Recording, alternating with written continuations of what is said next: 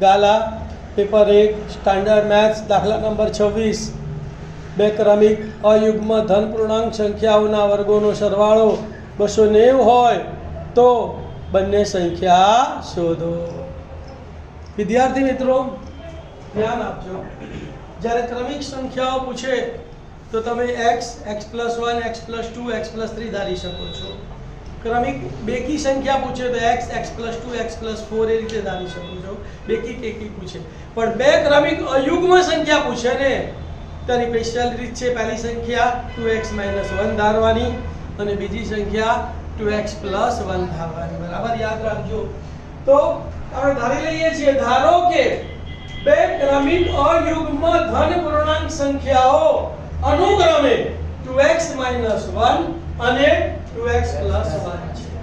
બીજી શરત છે તેમના વર્ગોનો સરવાળો કેટલો છે? 290 છે।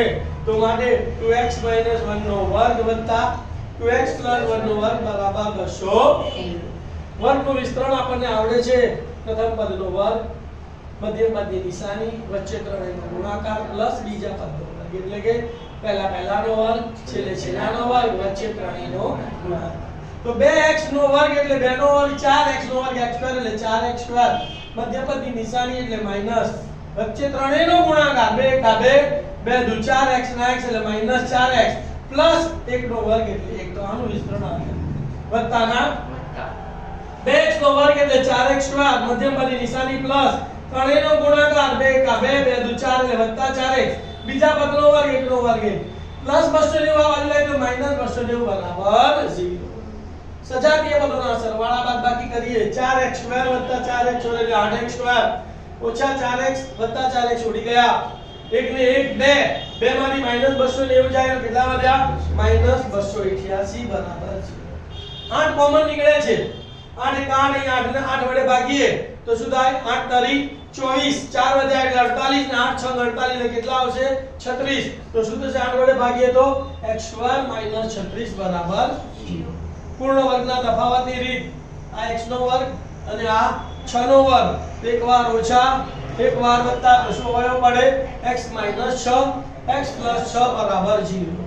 બંનેને 0 સાથે સરખાવી દઈએ તો x - 6 બરાબર 0 અથવા x + 6 બરાબર 0। -6 સામે જાય તો +6, +6 સામે જાય તો -6। પણ x કેવી સંખ્યા છે? ધન પૂર્ણાંક સંખ્યા છે। x એ ધન અયુગ્મ પૂર્ણાંક સંખ્યા છે, x is not equal to -6। તો માટે x બરાબર 6। પ્રથમ સંખ્યા કઈ છે આપણી? 2x - 1, x ની જગ્યાએ કેટલા મૂકવાના? 2, તો 2 × 6 - 1 2 6 12, 12 માંથી 1 જાય તો 11। બીજી સંખ્યા કઈ છે? 2x + 1 2 6 12, 12 ને 1 13, તો 13। તો જવાબ લખી કાઢો તે સંખ્યાઓ 11 અને 13 છે।